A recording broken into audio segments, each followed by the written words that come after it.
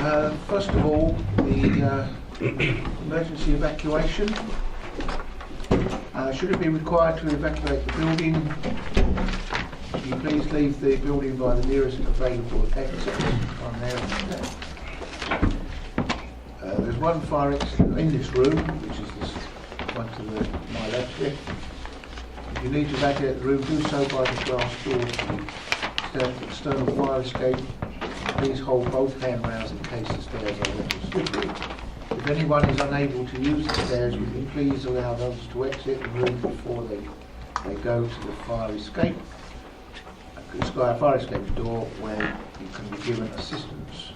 Our assembly point is in the public car park to the side of the civic suite. Please do not delay your evacuation to collect any belongings. Please do not return the building till given permission to do so by council staff. Please note that this meeting will be audio recorded. Please can I remind you to switch off your mobile phone onto silent. Just before we get stuck into the agenda, does anybody else need a paper copy?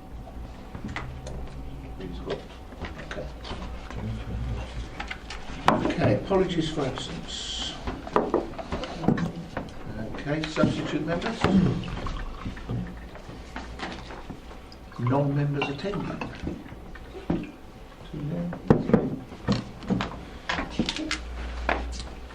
Meetings of the minutes held on the 12th September 2018. I have a copy. Is it your wish that I sign them as a correct? Agreed. Received declarations of interest. Okay. Item 6, which is the important item. Can I please remind members that technically some of the paperwork is actually under P&C. So if we need to go into that, we would need to declare P&C. But at the moment, I will leave the meeting outside P&C.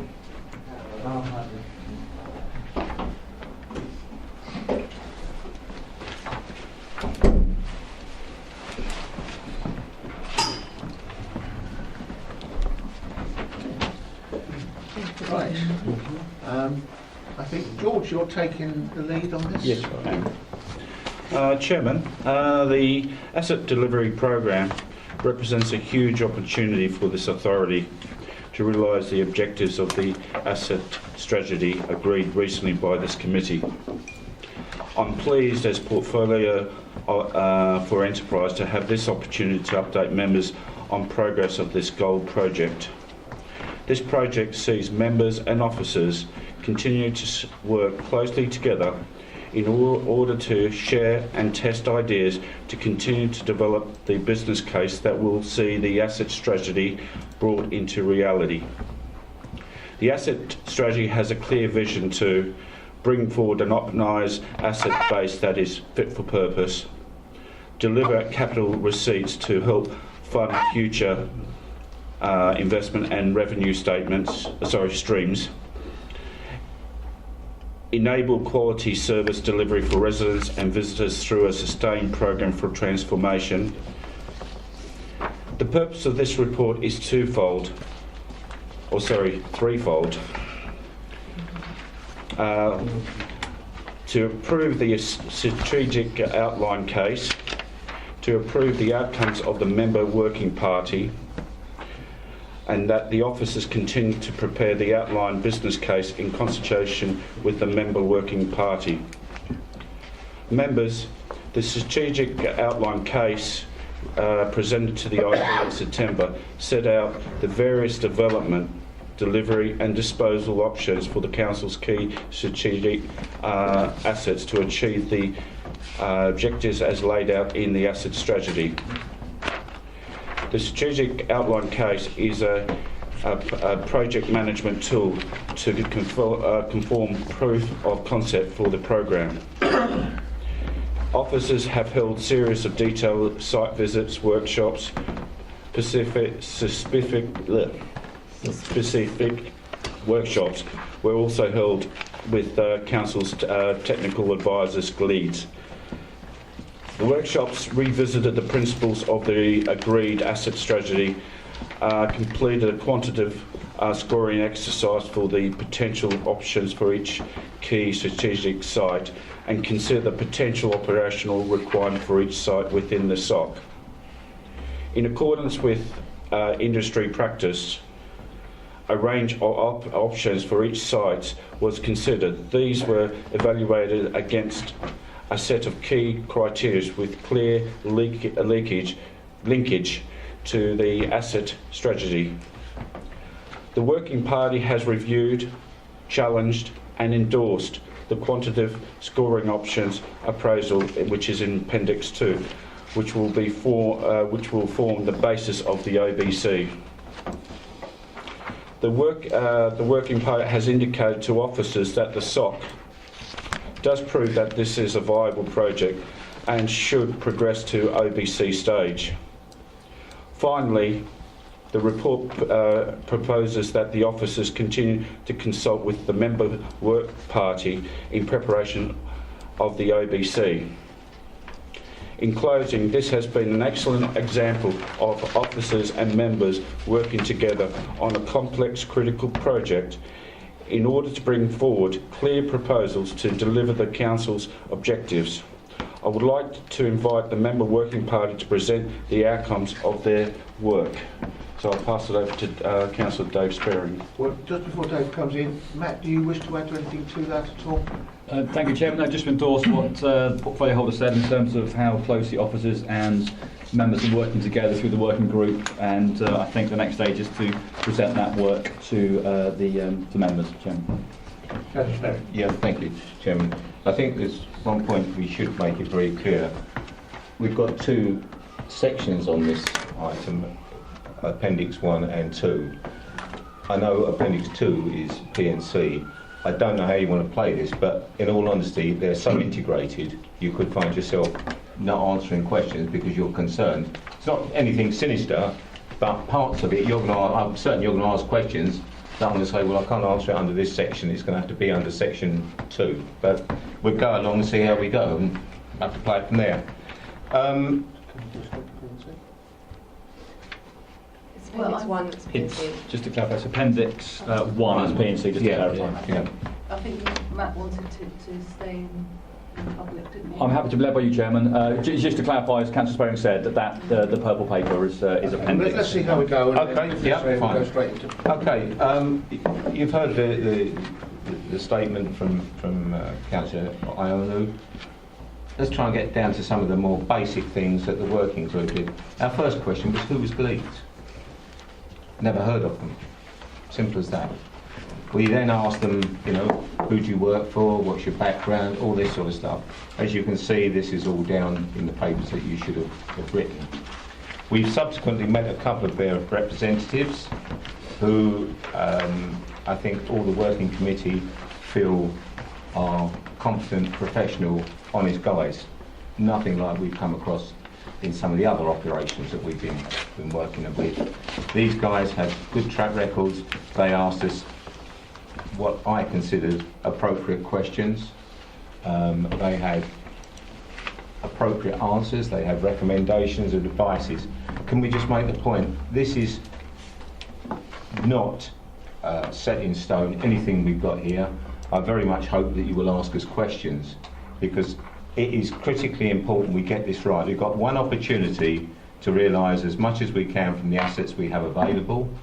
We're not just looking to sell everything on and take the money and run. We're looking in areas to have council hubs, both perhaps in Rayleigh and in Rochford. We're looking to, where possible, to have a long-term revenue stream for the council for years to come. So, this is a more basic comment about the other issues.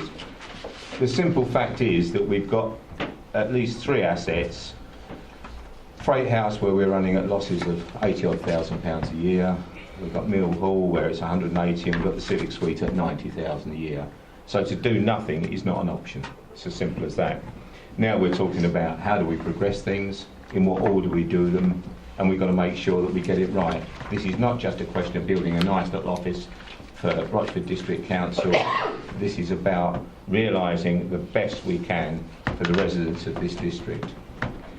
Going on along those lines, I think we pretty much would have come up with the same conclusions that Gleeds did. If we'd have done a scoring system, I know Gleeds worked with Matt to come up with to be honest, the working group would have come up with virtually the same criteria. It's not rocket science, I mean, we can work it out. Excuse me, Dave. Yeah. We did come up with our own scoring system at the very start, and it does compare with Gleeds scores. Yeah, I came in subsequent to that, so I'll take your word for that, Mike. But yeah, it wasn't anything surprising. I think what we want to make sure is that we get this right, though. Any question, no matter how small, has got to be asked. We want to get this done. There are obvious situations where there is a no-brainer. The present council offices are not fit for purpose. They're too big for what the council actually wants. They're not very work-friendly. So we need to deal with that and move on. What we do and how we do it is the question of debate. We're not at the stage yet where we have had the financial presentations put to us. That's the next stage.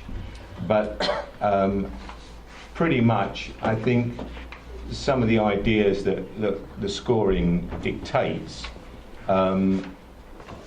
is not necessarily ideological ideas. Let's put the council offices in Rochford because it's Rochford District Council. It's because land prices in Rayleigh will attract a better value than they will in Rochford, and that's the logic behind some of the decisions we've made. As I say, I'm pretty comfortable with the reports that we've had presented to us, and I'm sure I would expect you to fire some questions at us. Hopefully we will have the answers. Hopefully we've already asked them, so we should have the answers, and I think that pretty much sums it up, Chairman. Does any other of the working party wish to add anything to that? Carl. I would just like to say, the Investment Board terms of reference, the first paragraph is particularly relevant, and that's to ensure that the best use is made of sites and property, and that opportunities for co-location and income-generating activities explored, maximising both the economic and social value to the district. I think that's particularly relevant to this tonight. Mike, do you want to add anything further?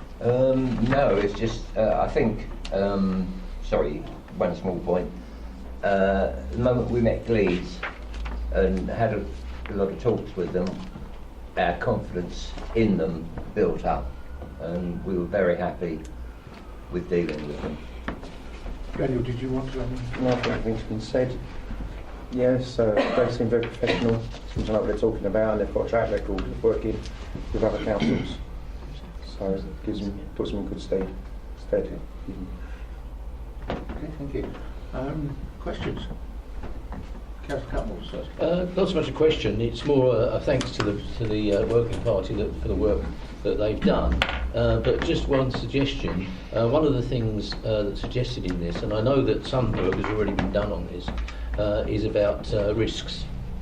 And it does, as mentioned, I know there's SWOT analysis in this, I know there is some risk factors in there as well, but sometimes those risks can change over time, so I think it's something that might need another look at from time to time, just to make sure they're all up to date. We've got Brexit happening, we've got other things happening, property prices are yo-yoing a bit, so I think we really need to make sure where we have a risk, that we rate the risk in accordance with the particular property we're looking at, and make sure we know exactly what the risks and also what the rewards are as well. Just to make sure that we know exactly where we are, so that things don't overtake us or we get into something unnecessary. So that was my only suggestion, Chairman. Thank you. I think that's taken on board. Yeah, thank you. Councillor Reeve. Thank you, Chairman. A couple of things. On 6.4, paragraph 9.1, the resource implications, cost of preparing the SOC. Obviously, there's been a significant amount of work that's been done here, which obviously must have cost the council quite a bit. I'm quite concerned that at the moment we have no figures actually associated with it, and I understand from what is written there that it is coming from existing resources, but we should at least have some sort of cost there. And I'm wondering why that has been separated out. Because to me, it sounds as though it's a way of trying to prevent bringing the budget to full council, because we're not exceeding the £50,000 limit for the officer to actually spend. So I'd be interested to know exactly what that amount is that's been spent so far. I'm guessing it must be a significant amount. The only other thing was, just out of interest, on the working committee, this is very much of a building project. How many people on the working party have actually got building experience? First of all, can the officers answer the first question? I'll pick up the first point, Chairman. So in terms of the costings for the outline business case, that was reported in the early report to this committee in September, and that's £50,000. That was £50,000. That was reported to this committee in the September meeting. But not all of that's been fully spent at this stage. That's to do the next, as part of the next stage. That was the OBC in total, yes, not just this section. Sorry, Chairman, can I come back on that? Yeah, please. Can I understand then why it is that has been separated? This is one project. I don't understand why this has been separated out, because if it goes over 50,000, my understanding is that we have to bring the budget to full council. Sorry, I don't understand what Councillor Reeves was saying, separated out? Well, you've got the initial 50,000 and the ongoing, which we've got in the item 6 here, listed as being circa 50,000. So we're looking at an expense on the upfront reports that we're having on this being in the region of £100,000, which actually brings that into something the full council should be looking at now.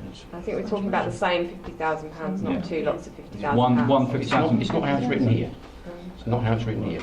The cost of preparing the SOC has been contained within existing resources allocated to the asset strategy. The cost associated with the next stage of the work, OBC and workplace strategy, is estimated at 50,000. So is that being written wrong then, to give the wrong impression? Chairman, the £50,000 is the full figure for the OBC, the outline business case, a proportion of which you're seeing this evening. Right, so this is not an additional 50,000 that we're looking at for the ongoing work. No. So that's misleading in that paragraph. Can that be rewritten, please? Which paragraph? 9.1. The cost of preparing the stock has been contained within existing resources allocated to the asset strategy. Chairman, if members agree that it's a little confusing, then it can be noted in the minutes. The intention was not to mislead. We can maybe make it slightly clearer. I think what we were saying is that some resources had already been allocated to asset type work, and a lot of the work that we'd already done was then drawn into the strategic outline case. So we appreciated some additional work was required, and that was what was estimated to cost £50,000 on top of any resources that had already been done on initial stages of work. So we tried to use it work that we'd already done, which didn't incur any additional cost. And that was brought into the strategic outline case, but then to further into the outline case, we needed a further 50,000. Okay, you can understand the confusion. I understand it might be slightly more clearly worded. Okay, if the committee is okay with that, what we do is we'll rectify it and clear it up within the minutes so that it comes back in the minutes. Okay, with your second question, does any of the members... Do you want me to go over that one? Yeah, I was going to say, if you want to mention about your experience on that, No, these types of large projects. I don't think any of us have had the experience, I'll be the first to say, we have the experience of doing developments of this size. This is going to be part of where we go in future. Who do we work with? What percentage of the work we're going to do? This is all about the partnership. This is the next bit. This is the crunch bit where we start working out where we go, who we go there with. And, you know, obviously we're going to keep coming back to yourselves as investment board and subsequently full council to get your approval to do this. We'll do our homework, Gleeds will make their recommendations, we'll find out who we're going to work with, the risks, the elements, what percentage, what we're giving, what the developer is going to give in hopefully in some of these opportunities. But no, I don't profess to be a building construction engineer or anything. Just helpful to know. Thank you. No. Councillor Cutler. Well, just to say, Chairman, I think that's the whole point of working with Gleeds, because we're actually obtaining their expertise and all the projects that we can see from these papers that they've been involved in successfully. So yes, all right, we're paying for that advice, but we're getting good advice. Yes, I think that's really helpful to us, and I think it's really given us direction in these projects. Angela, you want to come in? Just to say, Chair, that I've spent the last 20 years working in major construction projects, so my experience in delivering major projects, including PFI, will become part and parcel of how this project is delivered. Thanks, Chairman. A couple of questions. One, hopefully, fairly simple. What's Gleeds' role moving forward? Have they got a long-term role in the project? Do you want to take that one, Mark? I'll pick that up, Chairman. So the arrangement with Gleeds is to deliver outline business case. We have an option to look at the next stage, which would be a final business case with them, but that will come back to this committee to make that decision. Okay, lovely. Can I? Most of them are fairly simple. The, just on Appendix 2, page 6.57, the diagram there implies that we're going to do procurement before we do the final business case. But the way that normally works with the Treasury is that you start with procurement and then you develop your final business case when you've actually worked with your suppliers, so you know what you're going to get. I think that's a bit misleading. It almost implies that we're going to write the final business case after we've done the procurement. I can answer that. So the procurement envisaged at the moment is a competitive dialogue process, which would involve the evolution of the solution. So it would be impossible to write the FBC before the solution is agreed. However, in order to keep the competitive process bidder friendly, the standard operating practice is to simply deliver heads of terms and then to close out those heads of terms into formal agreements after close of dialogue when you're down to one bidder. So that is the point at which we would then be able to start crystallising the final business case to make sure that the bid which was finally submitted by that preferred bidder was indeed affordable, value for money, and met all of our objectives before we actually closed out the deal. Yeah. Okay, and then coming up, so I'm a bit of a train spots from this because I've done this for River. Normally, between the business cases, if you're doing the Treasury model properly, you do a gateway review. So that would be an independent assessment of the business case that's presented. Are we going to do that? Take that one. I'm a local partnerships gateway reviewer, and we can tap into that if you would like to. There is a cost associated with doing that. In my experience, there are opportunities when you can get the best from that, but clearly it puts delay also into the process. So I think it's one of those cost-benefit analyses that we'll have to undertake at each stage of the procurement. My view is that personally, if there is an opportunity to pause between the crystallisation of your OBC and finally going to procurement, during which period of time we're talking about soft market testing, that might be an opportune moment to do that. The cost of a local partnerships gateway review is somewhere in the region of £10,000, so these things are not cheap. So we would need to consider that whether that's appropriate at the time. Excuse me, Chairman, is that per project? Or? Yes, Yeah. or per gateway. Well, yeah, so it'll be one between each stage there. Okay, thank you.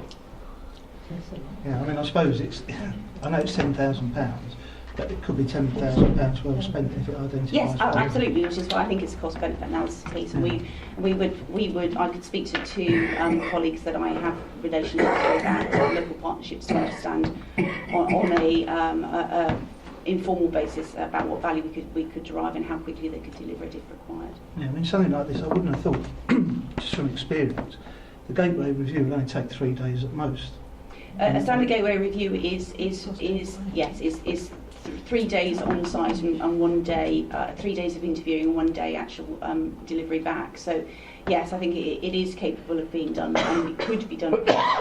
In my experience of gateway reviews, probably in excess of 30 of them, is that you would tend not to move away from the standard model, because that's the quality assurance piece that local partnerships insist on, and they operate under licence from Treasury, who obviously hold the gateway model.